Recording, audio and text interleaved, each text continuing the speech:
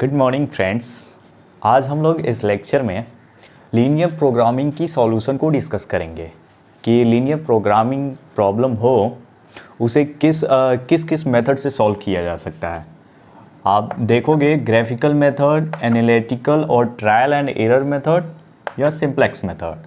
जो simplex method है हम लोग चैप्टर नंबर 3 में डिस्कस करेंगे लोग, बट ये दोनों मेथड हम लोग इसी चैप्टर में डिस्कस करेंगे। ओके, सो ये अब हम ग्राफिकल, आज इस लेक्चर में ग्राफिकल मेथड को डिस्कस करने वाले हैं लोग। ओके, जो हम लोग का ग्राफिकल मेथड है दोस्तों, वो काफ़ी इम्पोर्टेंट मेथड है एग्ज़ाम पॉइंट ऑफ व्यू से भी, क्योंकि कई बार यूनिवर्सिटी अपने यूनिवर्सिटी एग्ज़ाम में पूछ भी लेती है। Okay, write the graphical method for to solve the linear programming problem. Okay, graphical method discuss करने से पहले आप ऑब्जेक्टिव फंक्शन और सब्जेक्ट टू कंस्ट्रेंट्स जो हम मैथमेटिकल फॉर्मुलेट करके लाए हैं लोग, जो प्रीवियस 2 लेक्चर में हम लोग देखे हैं कि किसी भी लीनियर प्रोग्रामिंग को मैथमेटिकल फॉर्मुलेट कैसे किया जाता है, उसके बारे में हम ये देख लें कि ऑब्जेक्टिव फंक्शन किसे कहा जाता है, डिसीजन वेरिएबल किसे कहा जाता है, कॉन्स्टेंट किसे कहा जाता है। ओके, और नॉन रेस्ट्रिक्शन किसे कहता है। जैसे हमारा जेड हम लोग पिछले लेक्चर में देखे होंगे कि जब फॉर्मुलेट किया जाता था तो कोई कांस्टेंट आता था, लेट ए ले लेते हैं x1 और प्लस इसको bx2। ये हमारा जो होता है मैक्सिमाइजेशन का हो या मिनिमाइजेशन का। ओके, फॉर्मुलेट करने पे लीनियर प्रोग्रामिंग पे बेसिकली जो आता था मैक्सिमाइजेशन या मिनिमाइजेशन, तो ये हमारा z equal to A X one plus B X two मतलब जो आता था, इसे हम क्या ऑब्जेक्टिव फंक्शन बोलते हैं दोस्तों। इसमें जो x1 और x2 होता है ये हमारा डिसीजन वेरिएबल होता है, डिसीजन वेरिएबल। ओके दोस्तों, और सब्जेक्ट टू कांस्टेंट आप जानते ही होंगे,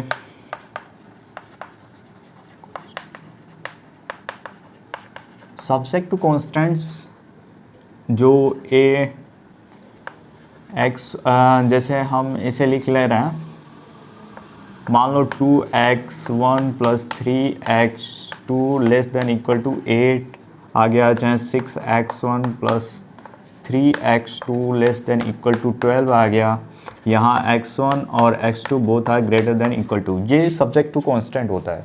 ओके, तो बेसिकली क्या है ना कि आप कैसे लीनियर ग्राफिकल मेथड को किसी भी लीनियर प्रोग्रामिंग प्रॉब्लम को ग्राफिकली सॉल्व करने के लिए कुछ उसमें लिमिट होती है। जैसे कि ये डिसीजन वेरिएबल है दोस्तों, ये 2 डिसीजन वेरिएबल हो तब वहाँ तक सॉल्व किया जा सकता है। जहाँ आपके पास कोई थर्ड वाला डिसीजन वेरिएबल आ जाए ना, तो वो जनरली नहीं सॉल्व कर पाओगे, क्योंकि वो काफ़ी कॉम्प्लिकेटेड हो जाएगा उसे 3D में कंस्ट्रक्ट करना और कॉर्नर पॉइंट ढूंढना। ओके, तो दैट्स वाई कि 2 डिसीजन तक ले जनरली वैलिड करता है। 2 डिसीजन वेरिएबल हो किसी लीनियर प्रोग्रामिंग में तो उसे हम ग्राफिकल मेथड से इजीली सॉल्व कर लेंगे, लेकिन जहाँ 3 ठो डिसीजन वेरिएबल आ जाए दोस्तों तो उसे सॉल्व करना मतलब ग्राफिकल मेथड से नहीं सॉल्व करेंगे, उसे एनालिटिकल आगे हम लोग पढ़ेंगे, एनालिटिकल मेथड उससे सॉल्व करेंगे और फर्दर प्रोसीड करेंगे 3rd चैप्टर में, तो वहाँ हम लोग सिंप्लेक्स मेथड देखेंगे, उससे सॉल्व करेंगे। ओके, तो यहाँ से आपको क्लियर हो गया होगा कि जो हमारा ग्राफिकल मेथड है किसी लीनियर प्रोग्रामिंग को सॉल्व करने के लिए, उसमें क्यों जनरली 2 वेरिएबल तक, डिसीजन वेरिएबल तक वैलिड करता है। Okay,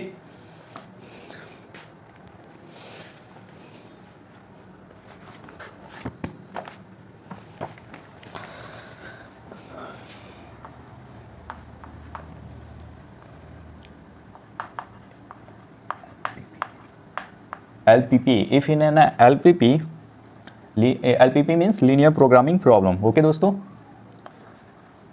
only 2 decision variable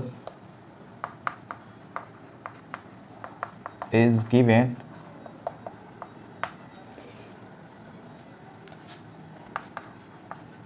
then we use graphical method.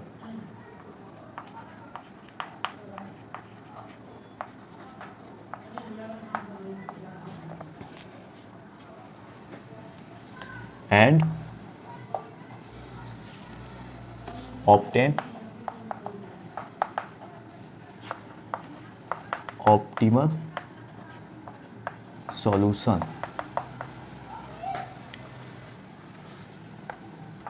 Here we follows following steps.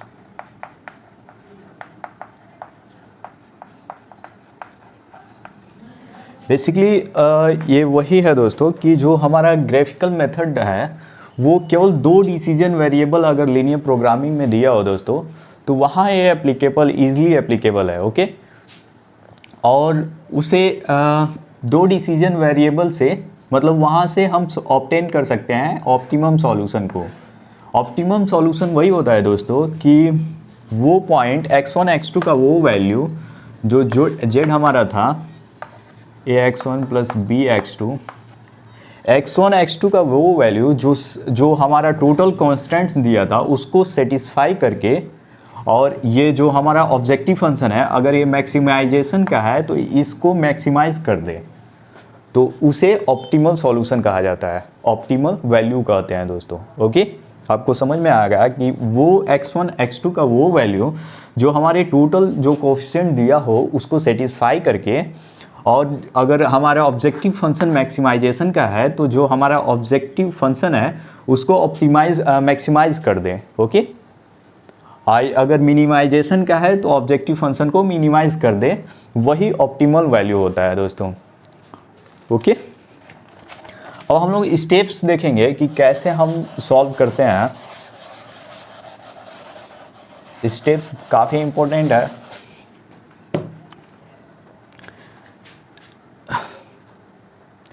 Step first है हम लोग का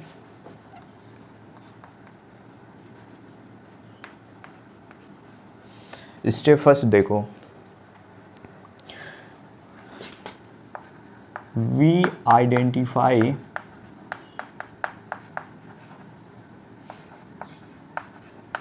objective function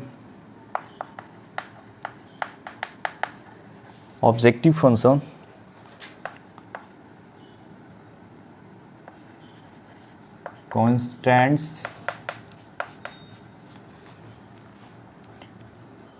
and non-negative restrictions. non-negative restrictions basically क्या है स्टेप फर्स्ट में कि जब भी कोई लीनियर प्रॉब्लम दिया हो, लीनियर प्रोग्रामिंग प्रॉब्लम, उसमें हम ये देखते हैं कि उसमें जो केस है ऑब्जेक्टिव फंक्शन का वो मैक्सिमाइजेशन का है, z इज इक्वल टू जो केस है वो मैक्सिमाइजेशन का है कि मिनिमाइजेशन का है। पहले तो ये देखेंगे कि उसमें दिया है कि नहीं मैक्सिमाइज करने के लिए या मिनिमाइज करने के लिए। सेकेंड देखेंगे कि कॉन्स्टेंट्स है, और कॉन्स्टेंट्स बेसिकली सेटिस्फाई होता है ऑलरेडी दिया हो, मीन्स कॉन्स्टेंट्स में जो साइन हो लेस देन इक्वल टू, चाहे ग्रेटर देन इक्वल टू, चाहे इक्वल टू साइन हो, तो उससे कोई मतलब नहीं है। कॉन्स्टेंट्स दिया है कि नहीं वो देखेंगे। और मोस्ट इम्पोर्टेंट है नॉन नेगेटिव रेस्ट्रिक्शन, कि उसमें x1 जो x2 का वो ग्रेटर देन इक्वल मतलब निगेटिव नहीं ना है, ये हम देखेंगे। x1 x2 जो है वो मोस्ट इम्पोर्टेंट है, ग्रेटर देन इक्वल टू 0 होना चाहिए। पहले हम ये आइडेंटिफाई करते हैं प्रॉब्लम में कि मैक्सिमाइजेशन केस का है कि मिनिमाइजेशन। सपोज अगर मैक्सिमाइजेशन मिनिमाइजेशन कुछ दिया ही ना हो तो उसे हम क्या सॉल्व करेंगे, तो उसके लिए नहीं, पहले आप फाइंड आउट करोगे कि उसमें मैक्सिमाइजेशन केस है कि मिनिमाइजेशन केस है, तब जाके इसे यूज करोगे ग्राफिकल मेथड को, ओके। और हम लोग का सेकेंड स्टेप है, जब ये पूरा फाइंड आउट हो जाए कि मैक्सिमाइजेशन का है कि मिनिमाइजेशन का है, तो हम लोग सेकेंड स्टेप क्या है हम लोग का, स्टेप नंबर सेकेंड स्टेप में हम लोग देखते हैं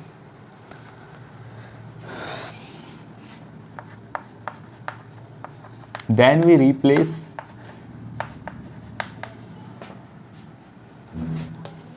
all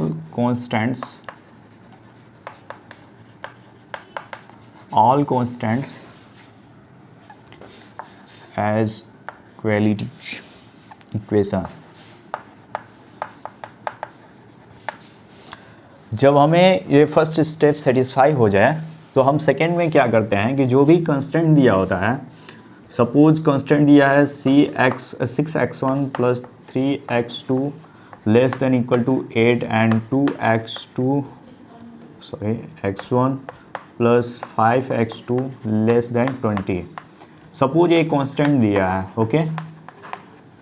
सपोज ये कांस्टेंट दिया है तो बेसिकली हम इसे क्या करते हैं दोस्तों कि जो हमारे कांस्टेंट्स है means less than equal to का जो साइन है इसे हम बेसिकली इक्वल टू साइन में बस चेंज कर देते हैं। सेकेंड स्टेप में इसे क्या करेंगे 6x1 plus 3x2 equal to 8 कर देंगे। मतलब जहाँ साइन है लेस देन इक्वल टू का चाहे ग्रेटर देन इक्वल टू का उसे इक्वल टू साइन में चेंज कर देंगे। अगर ये इक्वल टू का साइन है तब तो कोई कुछ करना ही नहीं है, तो वही है कि जो हमारा साइन है उसे बस इक्वल टू में चेंज कर देंगे। ये हमारा सेकेंड स्टेप का आ रहा है।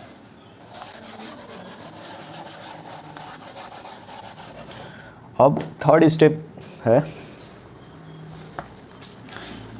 स्टेप नंबर थर्ड देखो दोस्तों,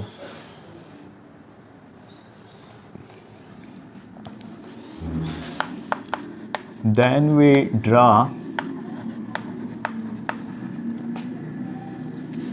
the lines for each equation।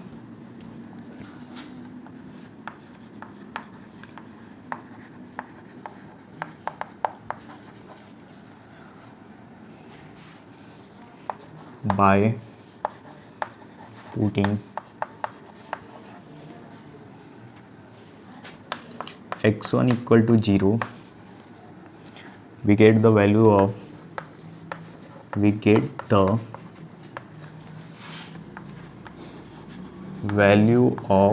x2 and then putting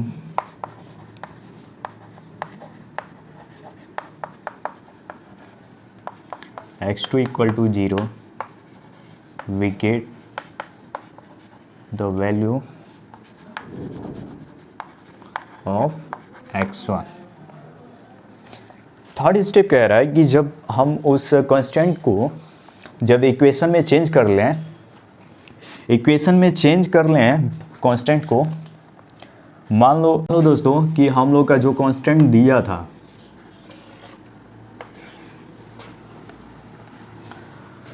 मान लो z equal to 10x1 plus 8x2 था, ओके।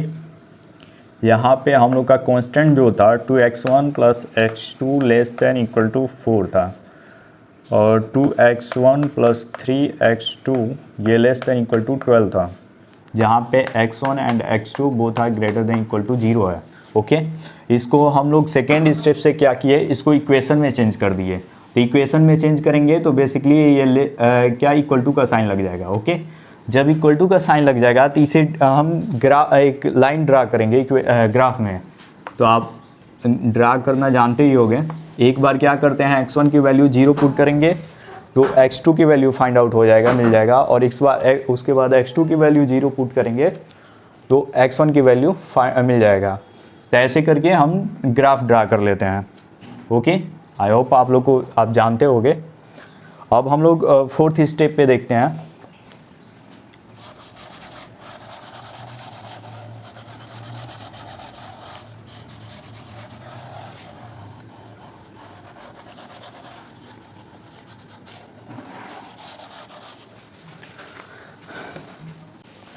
तो वैसे हम सपोज ग्राफ कोई भी कांस्टेंट है उसका ग्राफ हम लोग ड्रा कर लिए।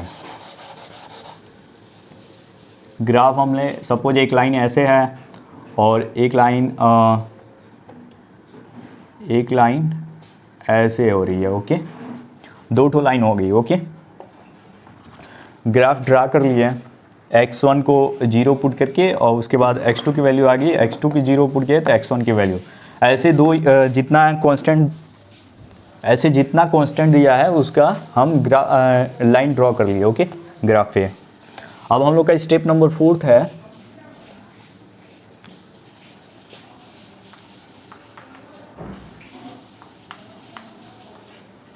स्टेप 4 है दोस्तों,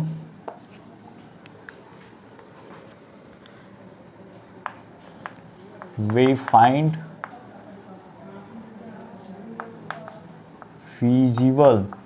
feasible region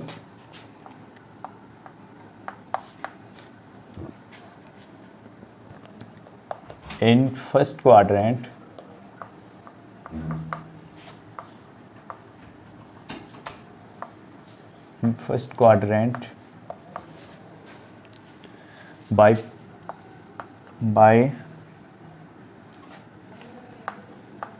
by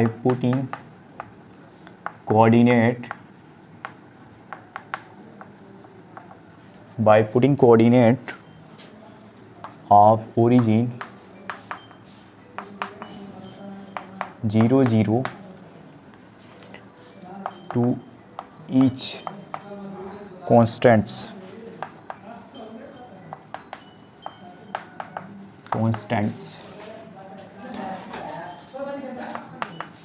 if it satisfy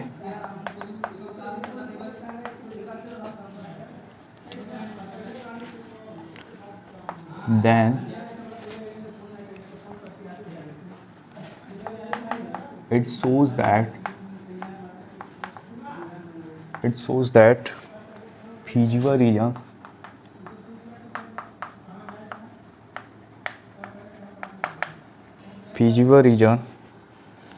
is towards the origin.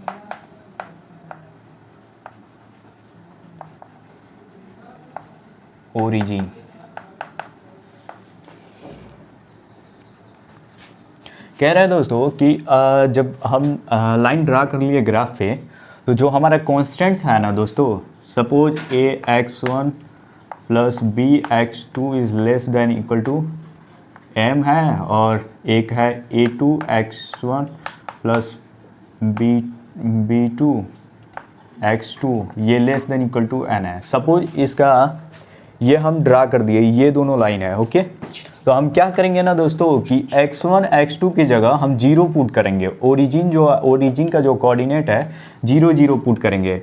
यहाँ पे हम क्या करें, ये नहीं लेते हैं, यहाँ पे कोई नंबर ले लें तो ज़्यादा अच्छा रहेगा। यहाँ पे 2 ले लें, यहाँ 3 ले लें, यहाँ लेस देन 12 कर दें। ओके, तो बेसिकली करना क्या है,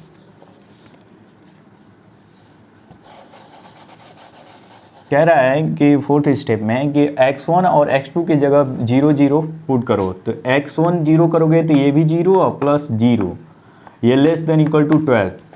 क्या 0 12 से लेस है कि नहीं है, मतलब छोटा है कि नहीं, 12 से छोटा है, मतलब ये 0 0 कोऑर्डिनेट है, वो इस इक्वेशन को, इस कांस्टेंट को सेटिस्फाई कर रहा है।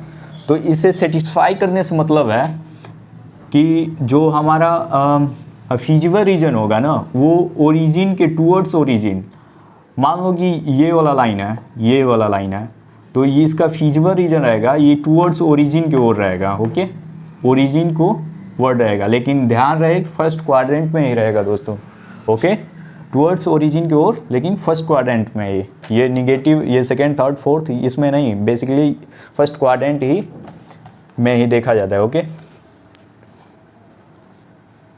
हाई अगर नॉट सेटिस्फाई हो, तो अगर ये 0 0 सपोज यहाँ पे ग्रेटर देन रहता, तब क्या करते हैं, तब क्या होता है कि ये अगर ग्रेटर देन रहता तो देखो 0 0 बड़ा है 12 से, क्या ये सेटिस्फाई हो रहा है, ये 0 इज़ ग्रेटर देन 12, ये तो मतलब सेटिस्फाई नहीं कर रहा है कांस्टेंट। जो 0 0 ओरिजिन का ये सेटिस्फाई नहीं कर रहा है। इस टर्म में क्या होगा कि जो हमारा फीजिबल रीजन होगा वो अवे, जो हमारा ओरिजिन है इसके अवे साइड होगा, मतलब इधर का फीजिबल रीजन होगा, इस लाइन के इस साइड का फीजिबल रीजन होगा। ओके, बस यही कह रहा है और कुछ नहीं।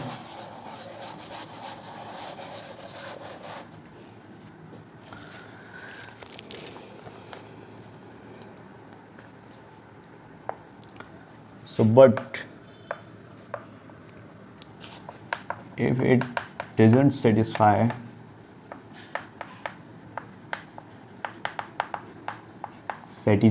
the constants,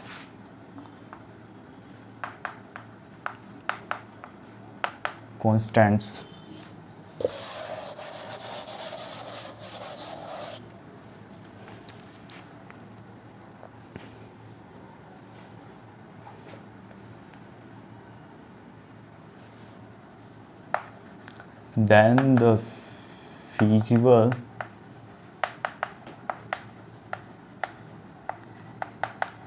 region is away from origin। अगर वो एक कांस्टेंट है, वो 0 0 कोऑर्डिनेट को न सेटिस्फाई करे तो उसका जो फीजिबल रीजन होगा वो अवे फ्रॉम ओरिजिन से अवे होगा, मतलब उसके मतलब ओरिजिन को कंटेन नहीं करेगा। ओके दोस्तों, ये जो लेस देन इक्वल टू का साइन है ना, इसका मतलब क्या होता है? जैसे आप X square plus Y square equal to 2 square देखे होगे, तो ये क्या है? सर्कल का इक्वेशन है। ओके, तो इसमें जो x और y की वैल्यू आएगी ना दोस्तों, वो वही पॉइंट आएगा जो ये सरकमफ्रेंस पे होगा। सरकमफ्रेंस का ही पॉइंट इसको सेटिस्फाई करेगा। लेकिन जहाँ आप लेस देन इक्वल टू कर दिए तो ये सरकमफ्रेंस का पॉइंट तो सेटिस्फाई करेगा, लेकिन इसके अंडर में जितना है ना दोस्तों, ये सब पॉइंट सेटिस्फाई करेगा। मतलब ये रीजन हो जाता है। इसी रीजन को हम फीजिबल रीजन कहते हैं दोस्तों। इसी को हम क्या कहेंगे? फीजिबल रीजन कहेंगे। Okay,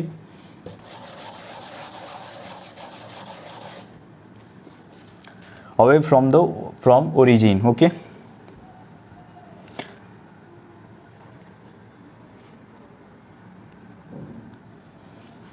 but it fails for the lines which passes through origin। कह रहा है कि ये जो फीजिबल रीजन फाइंड आउट करने की जो मेथड है जीरो कोऑर्डिनेट पुट करने के लिए, ये फेल हो जाएगा उस समय कि जब कोई लाइन ओरिजिन से पास करती हो।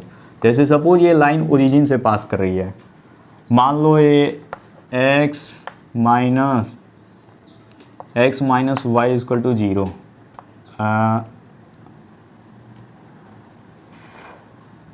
लेस देन इक्वल टू 1 मान लो। यहाँ पे कोई भी वैल्यू पुट करोगे ओरिजिन की,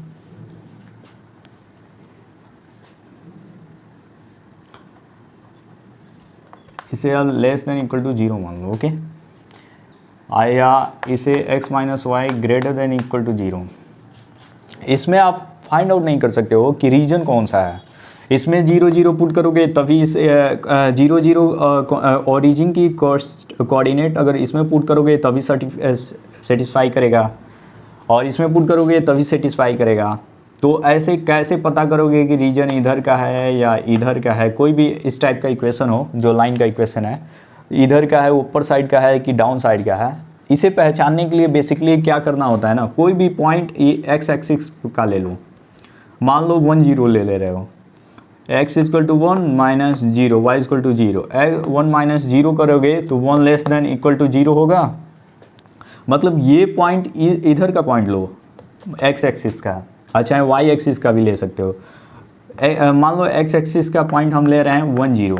ओके, 1 0 को अगर पुट करें, अगर कांस्टेंट सेटिस्फाई हो जाए तो ये जो पॉइंट होगा ना, इस साइड और हमारा रीजन होगा, फीजिबल रीजन इस साइड होगा। लेकिन अगर ये कांस्टेंट सेटिस्फाई न करें, जैसे 1 0 हम इसमें पुट कर रहे हैं, तो 1 minus 0 less than equal to 0 क्या होगा? 1 x की जगह 1 माइनस y की जगह 0 is less than equal to 0। मतलब 1 लेस देन इक्वल टू 0 है, ये सेटिस्फाई नहीं कर रहा है। इस इक्वेशन के लिए जो हमारा फीजिबल रीजन होगा ये अपवर्ड होगा, लेकिन इस इक्वेशन के लिए जो फीजिबल रीजन होगा वो डाउनवर्ड होगा। तो वही कह रहा है कि लाइन के केस में हम ओरिजिन से नहीं पता करते हैं, लाइन के केस में हम कोई भी पॉइंट x एक्सिस पे लेके या कोई भी पॉइंट y एक्सिस पे लेके फाइंड आउट करते हैं कि उसका फीजिबल रीजन किधर आएगा। सपोज हम y एक्सिस पे कोई पॉइंट ले लें और वो कांस्टेंट को सेटिस्फाई कर दे, y एक्सिस का पॉइंट कांस्टेंट को सेटिस्फाई कर दे, तो फीजिबल रीजन उस पॉइंट के ओर टेंड्स करेगा। ओके, लेकिन अगर सेटिस्फाई न करे तो उसके जस्ट अपोजिट साइड को मतलब उस पॉइंट से अवे जाएगा। अगर इधर ले रहे हो, अगर ये सेटिस्फाई नहीं कर रहा है तो इस लाइन से मतलब अपोजिट साइड और जाएगा। Okay, x axis side.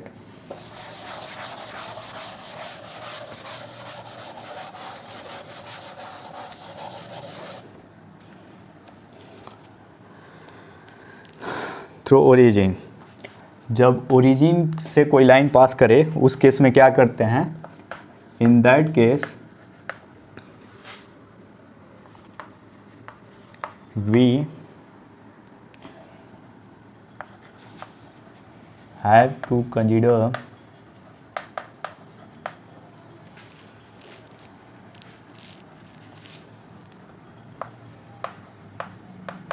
a point on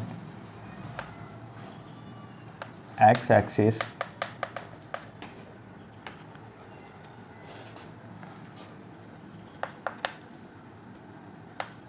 first quadrant.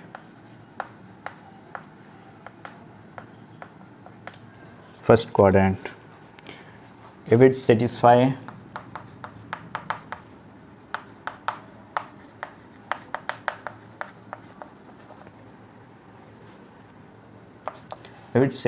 the constants,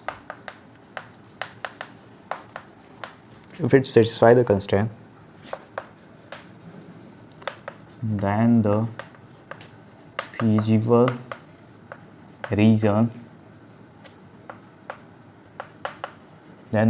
region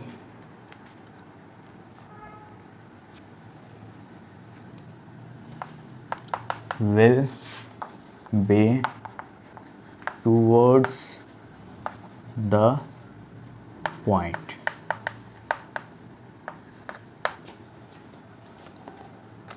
अगर वो पॉइंट एक्स एक्सिस का पॉइंट अगर उसे सेटिस्फाई कर दे रहा है कंस्टेंट को, तो जो हमारा फीजिबल रीजन होगा वो टूवर्ड्स द पॉइंट की ओर टेंड्स करेगा, मतलब उस पॉइंट की ओर का जितना भी रीजन होगा वो फीजिबल रीजन हो जाएगा. Okay,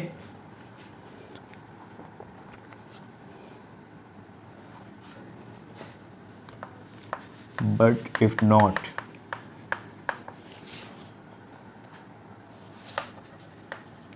then the feasible region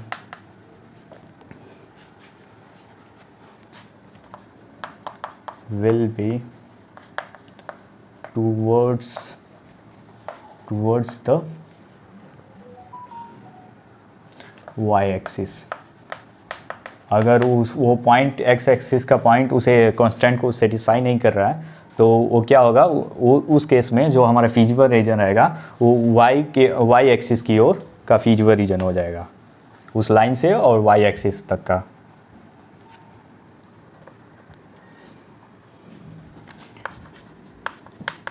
after that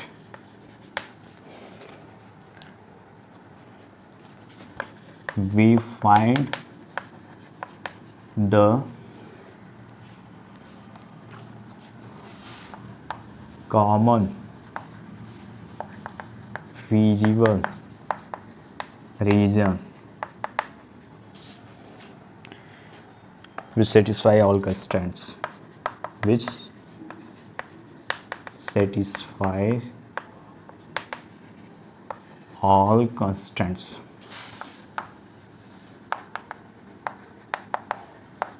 यह हमारा फोर्थ स्टेप है. इसमें बेसिकली कह क्या रहा है कि आप तो जान गए कि जो हमारा सपोज ये एक लाइन्स ऐसे है और एक लाइन्स ऐसे है. ओके, इस लाइन, मान लो ये लाइन है ये जो लाइन है ax1 plus a1x1 a1x1 b1x2 है, लेस देन इक्वल टू सी है, m ले लो. और दूसरा जो लाइन है a2x1 plus b2x2 less than equal to n है. तो ये दो कॉन्स्टेंट्स अगर है हमारे पास, ये टेंड्स कर रहा है इस साइड और टूवर्ड्स द ओरिजिन, और ये भी टेंड्स कर रहा है टूवर्ड्स द ओरिजिन. इसके लिए जो होगा ये पूरा हमारा फीजिबल रीजन होगा इस लाइन के लिए. ये जो लाइन जा रही है, लेट इसको हम m कह रहे हैं, इसको m कह दें और इसको n कर दें, n डैश और m डैश. ये जो लाइन है m डैश है, ये इसका इक्वेशन का लाइन है और इसका n डैश का. ये कह रहा है टूवर्ड्स द ओरिजिन, इसके लिए ये सब फीजिबल रीजन है, और इस लाइन के लिए ये सब फीजिबल रीजन है, ये सब. तो इनमें हम लोग का क्या करना होता है दोस्तों कि इसमें कॉमन फीचर रीजन, जो कॉमन फीचर रीजन है, देखो ये भी कह रहा है कि ये जो पार्ट्स है, इतना पार्ट्स ये इसके लिए भी है वैलिड और इसके लिए भी है, तो ये हमारा कॉमन फीचर रीजन हो गया, इसे ये क्या है कॉमन हो गया, दोनों के लिए कॉमन हो गया। तो यही हमारा, इसी में हमें ऑप्टिमल सॉल्यूशन मिलेगा। ओके, यही हमारा कॉमन फीचर रीजन हो गया। ओके, अब देखो फिफ्थ स्टेप क्या है।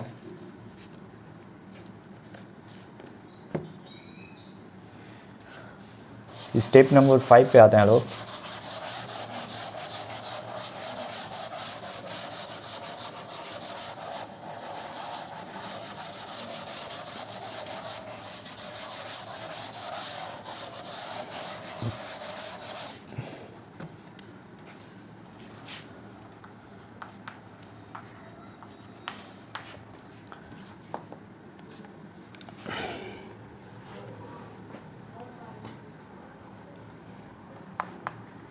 Then we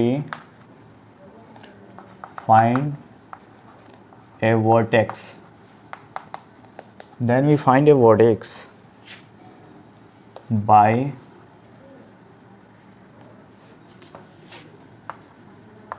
any of two methods, by using any of two methods.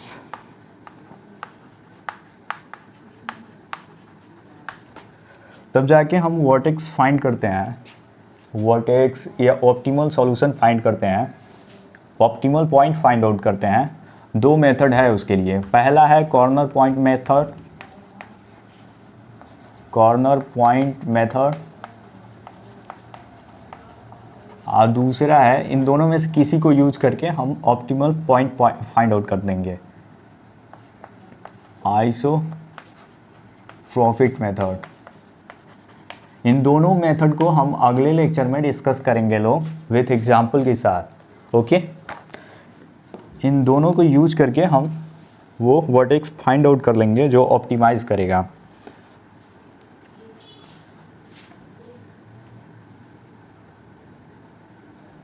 In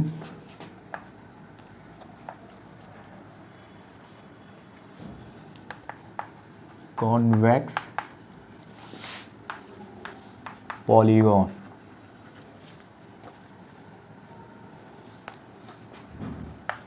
in common feasible region, which gives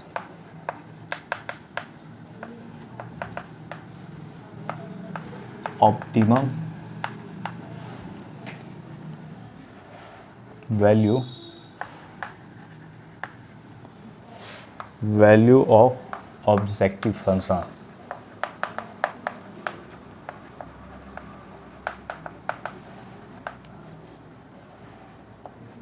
objective function basically कह क्या रहा है दोस्तों, जो हमारा फिफ्थ स्टेप है, यहाँ से हम लोग फाइंड आउट कर दिए कि हम लोग का कॉमन रीजन कौन सा है। लेट्स हाई तो ओरिजिन है वो हाई हम ए मान लेते हैं, हाई बी मान लेते हैं, हाई सी। ओके, तो जो हमारा ऑप्टिमम वैल्यू जो होगा ना दोस्तों, ये तो कंफर्म है कि इन जो 4 ठो पॉइंट है, सॉरी जीरो को इग्नोर करेंगे, जीरो को नहीं लेंगे, ए बी सी जो 3 पॉइंट है वर्टेक्स है, 3 ठो वर्टेक्स है, इसी पे हमें ऑप्टिमम वैल्यू मिलेगा, या मैक्सिमाइजेशन का हो या मिनिमाइजेशन का हो, हमें इन्हीं 3 पॉइंटों पे ऑप्टिमम वैल्यू मिलेंगी।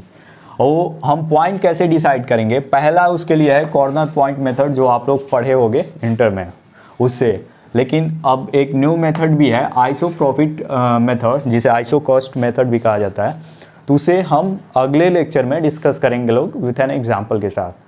Okay, so that's all for today. Thank you.